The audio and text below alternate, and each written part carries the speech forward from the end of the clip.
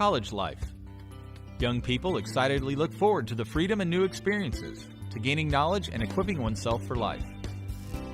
But there's so much that's unexpected. The hard work, new relationships, the struggles, the disappointments. But also the amazing victories and new ways of having fun that begin on the first day as a freshman and continue all through graduation. We'll show the real story of college life and what it means to be a college student. Welcome to campus. The start of the academic year means different things to different students. Freshmen move into dorms, make a new home, and hopefully new friends as they learn to navigate the campus environment. For upperclassmen and upperclasswomen, it's back to the grind after summer break. The hard work continues, all the more complicated for those transferring in from another college. For those beginning their senior year, it means college life is nearing the end and the real world awaits. I was scared towards the end of high school if I could repeat the success that I had there, because I knew high school was a whole different ballgame from college. I was always a focused student, always someone who tried hard, always someone who did things that other students wouldn't. So it's going 110% on projects and having the satisfaction of doing well in my work. So grades were important to me, but I also knew the importance of doing clubs and activities. And then transitioning from Avon to Purdue, and then specifically to FYE, it was very similar to what I expected. The workload pushed me a little bit. It wasn't crazy, didn't hit me like a truck, but for right now, engineering class itself is a whole lot of abstract thinking, not concrete ideas, but more so learning how to work as a team, learning specifically Excel spreadsheets, and then more so like complex problem solving, so kind of putting you in the mindset of engineering. So what I expected was something more technical, but what I got was something more broad, which I think is going to help in the future when I actually have to focus on the technical details.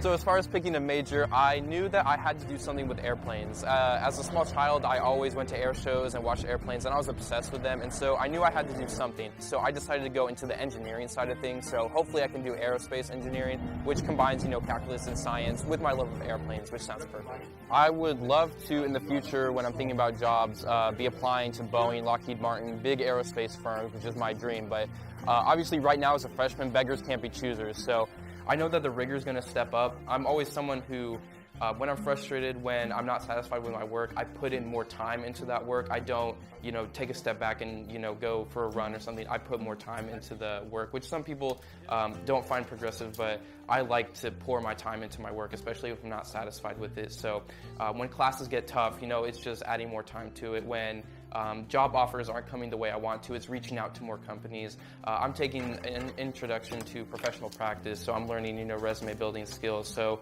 hopefully in the future with career searches and whatnot, those will prove fruitful. I'm just really hoping that the continued effort that I put into things, that is sometimes more than other people, will kind of set me aside and allow me to have success in what I do. Many students have similar experiences, but sometimes it's the different experiences that are most telling. And nowhere is that more true than when it comes to expectations and whether or not they are realized. I think a lot of people don't know that college doesn't work out the way you plan. Right. Obviously not for everyone, but sometimes I thought I was going to do biology. I was so sure. Came in, just a little cocky. Yeah. But a little bit.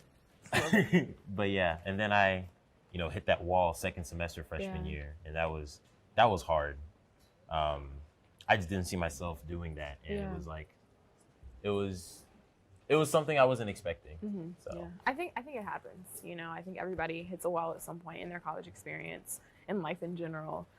And we all have to learn that difficult lesson of understanding we have to take advantage of those resources when we're struggling. You know what I'm saying? Yeah. And let that cockiness go. So don't beat yourself up too much. Yeah. Seriously. I just, I wish I gone asked for help from my advisors, because they were a lot nicer than I thought they would be. Mm-hmm. And even just if I took advantage of different resources, if I applied into exploratory studies, for example, which is a great outlet for people who don't know that, or don't know what they want to do in college. Mm-hmm. And so I should have gone that route, as opposed to I'm going to be a biologist. Yeah. And I set myself back a whole semester. Yeah. But, I think it's all a part of the process. You know what I mean? Yeah. Continuing to learn and figure out what works for you and what doesn't. So just be encouraged. It's going to be all right, and you're on a good path right now. So just stay in it. Stay in it. You're right. Ever since freshman year of high school, actually, my parents were like, bombarding me with questions like, what are you going to do for college? Because we got to prepare for that. What are you going to do? Where are you going to study? Where are you going to go? And so that was always at the back of my mind, and I was like, oh, gosh. So I was like, well, I guess I got to make a decision. And so I had to make that decision based off of what I knew. And what I knew was what I was good at. And what I was good at was biology. And instead of like, I want to do biology or I'm going to do biology, it was like, I guess I'm going to do biology. And that's what I didn't realize I was saying until I got here. Looking back, that was most like, didn't want to disappoint my parents, didn't want to let my family down, especially since my extended family, like, they wanted STEM majors. And my dad, like, he said that if he could go back to school, he'd be in engineering. My mom said if she could go back to school, she'd be a doctor. And so, like, I felt all this weight. And maybe they didn't mean for it to be weight. They just, were just expressing what they wanted. But I just felt all this weight, and I was like, I gotta carry that. And by carrying that, I mean, I have to live that up through me. And so that's why I felt like I had to make that decision. But now, I was like, after I had that conversation, my dad's like, we're not gonna be there with you when you move out, when you get your first apartment, your house, your career. We're not going to be there. We're here for you now because obviously, like, we're your parents, but you're gonna live your life on your own at some point. So you can't be doing something for us when we're not there. And I was like, that makes so much sense. And so that's why now I'm doing a lot more of what I need to do or what I want to do for myself. And it just all works out at the end of the day, because if I'm doing my best in my best environment, then that just helps my parents a lot more, because then they don't have to worry as much about me. So before, it was more about like what I thought others wanted, and I left myself out.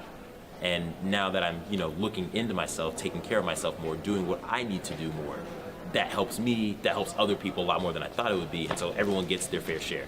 The biggest thing is society will trick you and make you think that you have to have it all figured out. And the craziest thing about it is Big Sean in All Figured Out. We were just listening to this the other day. We were the other day. And on his album All Figured Out, the last line of his last track, All Figured Out, I think his last track, says, the only thing I really figured out is that I never had it all figured out.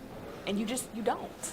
That's a part of the journey of life. So, no, that's why I tell Peter all the time, like, it's not about that. And I have people in my corner who have to continue to tell me that, because I'll forget real quick. You know what I'm saying? It's the perfectionist thing, and that's why I'm like, don't do that. Don't do that.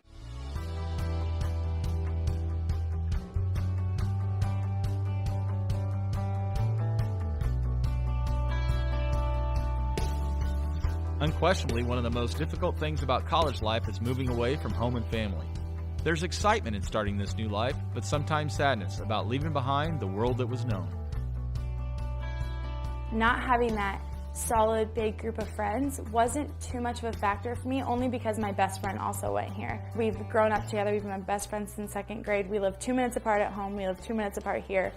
So when I actually moved to Las Vegas after college, that's the longest we're going to be apart from each other, so it's very sad. But she definitely was that little anchor for me that I could still talk about home with her. For me, the biggest adjusting period was not even being a part of or having that solid friend group. It was more not having my family right there to go to. My cousin is my best friend. So I think that it was definitely a hard adjustment. I came from a school that was it wasn't cliquey, but people were very set in their ways and wanted to hang out with the same people. And if you weren't like someone that your parents grew up in the hometown and everyone knew everyone, it was kind of like different. When you come here, you have to learn how to adjust. And I think that this school has taught me how to adjust. Now I'm like, okay, send me anywhere, I'll make friends. But at first I was not like that. I was like, okay, I need someone to tell me or give me some structure on how I'm supposed to do this, because you just don't know how to navigate everything at first. For many students, Greek life provides a soft landing in making the transition from home to campus. Joining a fraternity or sorority and moving into a house gives the comfort of a home-like setting and an instant opportunity to make new friends and enjoy a support system with newfound brothers and sisters. In high school, I kind of played with the idea of joining a sorority. None of my family has done it. I didn't really have any close friends that were in a sorority, so I kind of just heard about it. I thought it'd be something I was interested in just because it's part of being something bigger than myself, and through high school, I always had something along those lines. After I played with the idea, I kind of talked to some people who were in the Greek community here at Purdue just to see what they had to say about it. And afterwards, after those conversations, I was very convinced. You know, you're told that you have a ton of new friends that, you know, you would have never had before, which is true. I look at my roommate, and we've told each other if we had never had Alpha Xi Delta to bring us together, there's no way we'd ever be friends. You know, two complete opposite majors, two different personalities. There's no way our paths would have crossed. So since I can't get into bio, I'm taking a bunch of econ classes because I think I'm going to pick up a major. Should I take Are you alright? You're double minor. Okay, so I was going to major in dual minor. And now I'm going to double major in minor. You know, Greek life gets a really bad rep in a lot of universities. A lot of different universities, or especially parents, just kind of think that Greek life and the Greek community is negative on the students, and it doesn't really bring anything except for the social atmosphere to a university. You know, I would share with them that the students in the Greek community have a higher GPA than regular students. I would tell them that we do a lot more community service and philanthropy than the average student.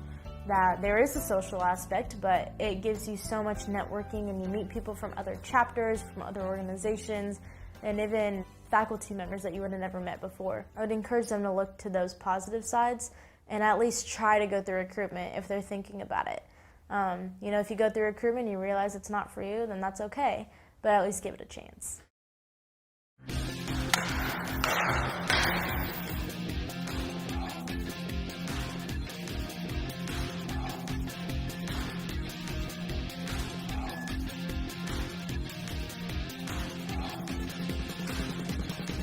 When I'm batting, I'll normally step out of the box and look down the right field line and kind of just take a deep breath and step back in the box and just kind of clear my mind, like especially if I've had a bad prior at bat, just kind of flush that, and it's a game of failure. Like if you succeed 3 out of 10 times, you're great. So it's just kind of having that mindset that even if you failed the last 2 times, this time could flip the script for you.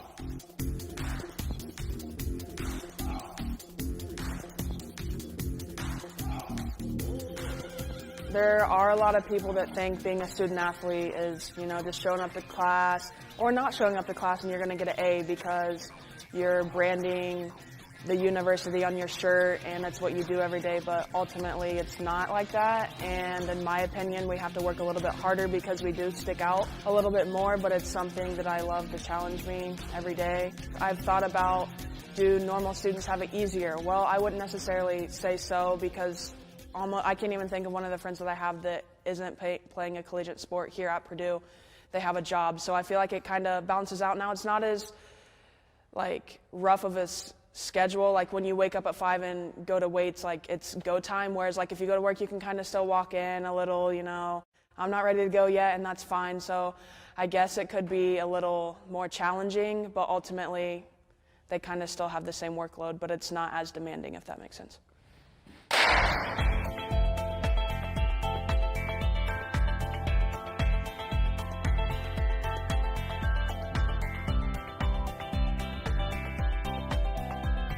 We usually come to the gym at night around 7 to 9. It's usually a 2-hour affair.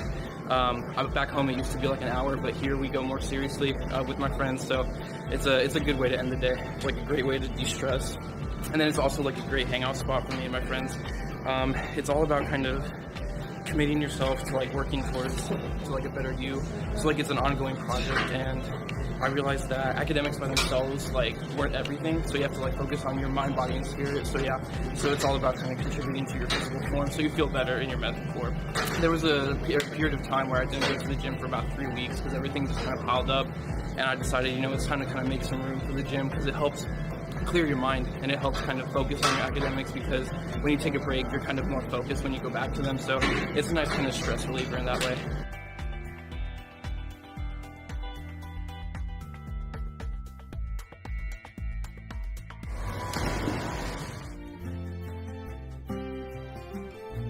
There's no question. Study and academics are a major part of college life, but it's not all work.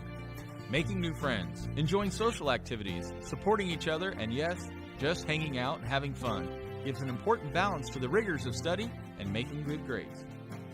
So personally, I definitely find a huge value in my social activities, in my social life that I've made here. I would like to think that my college experience would be very different had I not made the friends that I made, gotten into the groups that I became involved with. Not only do I have a support group, but, it made college fun for me. I always have to, check in with myself, am I doing okay? Am I doing well in courses? Because, yeah, college is a time where you have to both sprint and you have to run a marathon. No one's Superman. So as much as we'd like to believe that, oh, I got this on my own, I can do that. Sprint marathon, I'll run that. You get tired, you get exhausted, and so you need to have, a system to fall back on, or, a support group that you can lean on when you meet those moments of exhaustion, so that they can pick you back up. You remember your goals, you remember your, why you're here, and so then you can attack the day again, day to day, semester by semester. I personally like to, surround myself with friends who are motivated, who are ambitious, because we'll keep each other on our toes. Hey, you said you were doing well in this class. Are you? Well, kind of, sort of, maybe, and so we'll check up on each other. And sometimes we'll even ask, let me see what your work was. And so we keep each other honest in that fashion. A lot of the times my friends can serve as advisors, so they help me in certain ways, whether it's homework, whether it's personal problems that I'm having. But honestly, there's really like two stages of issues that I have. So there's the ones that I can ask my friends for help with, which is like homework, tests, getting ready for exams, when are we going to the gym, stuff like that. But then any kinds of like self-doubts that I'm having, the big one for me is always thinking that the world is way harder than it really is. So I'm always really hard on myself. I find that the expectations that I set for myself sometimes aren't achievable, they aren't realistic, and people don't expect me to do that much, but I put it on myself anyway, which is always a big concern that I have. But oftentimes when I talk to my friends, they reassure me that, I'm doing great, I make sure that they're doing great too, so it's kind of this like symbiotic relationship. I haven't taken biology in forever, but it's like a beneficial relationship for both of us, that we reassure each other, build up our confidence, stuff like that. The struggle that I had was making friends right away, and in order to make friends, I had to get out of my comfort zone. I was super introverted my freshman year, and so some small things that I did is, if I was at the dining courts, I would go up to people that I would have seen in my dorm room or down the hall that I had at least recognized, so I wasn't as uncomfortable approaching them, and I'd just be like, hey, can I sit with you guys? I've heard from feedback from other people, they find me being scary because I'm tall, I have big boned, and so it was something that did catch them a little off guard. But once I sat down and they, figured out who I truly, was, and I wasn't out there just to hey, I want to sit with you guys because I'm alone, but it was truly a friendship that I would make, they were fine with it. Slowly from there, that's how I overcame the not having friends, feeling like I was alone, but once I was able to gather a select group of friends and move on from there, everything with campus, going to class, balancing softball, it made everything a lot easier to know I had a good friend group to go home to.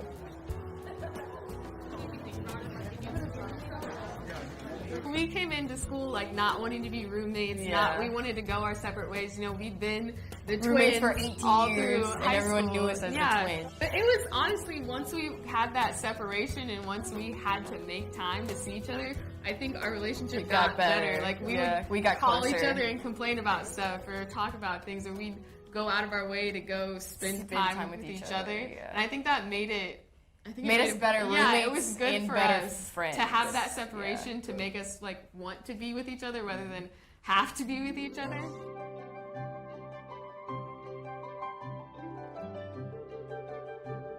I think sometimes people just set these expectations, and there's so many. They're even I'll talk to freshmen now, and they're I want to do this in here, and do this by my senior year.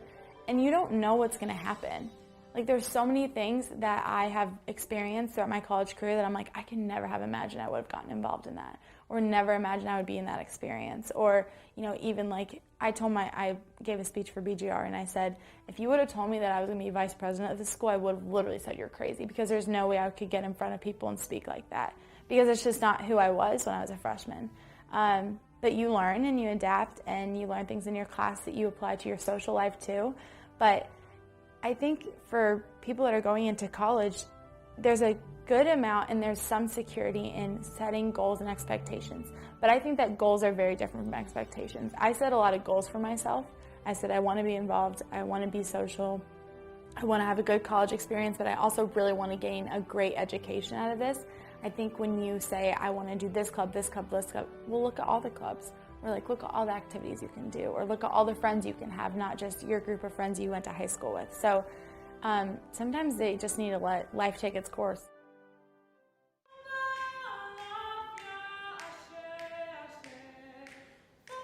I found a bit of a family in the Black Voice of Inspiration. I have, a lot of friends that I made there. My choir director's fantastic, not only as a choir director, but also as a mentor of mine. It's an outlet for my creativity. I believe that I'm a creative individual, and it gives me that room to, explore some of these options, some of these skills and, strengths that I didn't realize that I had. I did do choir, earlier in my life, but then I stopped cold. And so when I got here, my choir director, he found me. He's like, hey, join my choir, just to check it out. I checked it out, hook, line, and sinker right there.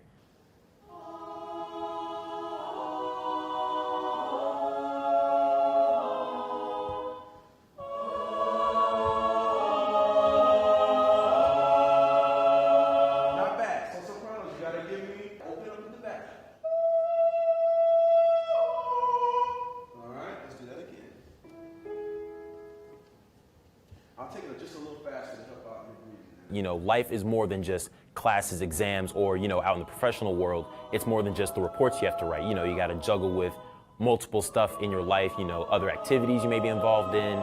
And so it's healthy, and not only healthy, but it's important for students to be able to start balancing that now while they're in college as opposed to later, because employers are looking for well-rounded individuals. They're not just looking for smart people. They're looking for responsible people. They're looking for leaders. They're looking for creative minds. And so all these activities are outlets for students to explore that, for them to, strengthen those skills so that once they get out there, they're not only smart, but they're also talented individuals as well. 1, 2, ready.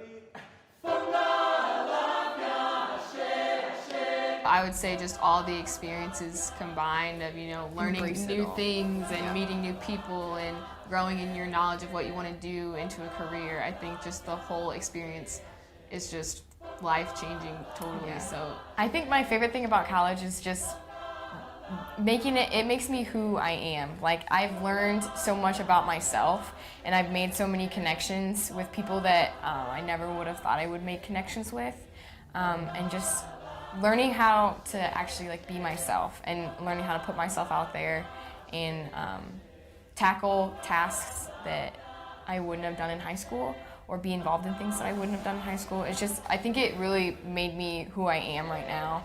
And I went through that learning curve process when I was a freshman, and it really helped me get to who I am today.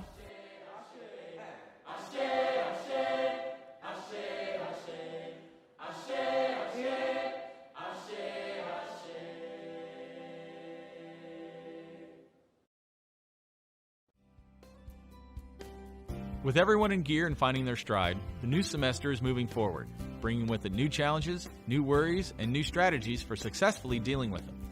One of the great strengths of college life is that it teaches adaptability. We'll find out just how adaptable college students are in the next episode of Campus.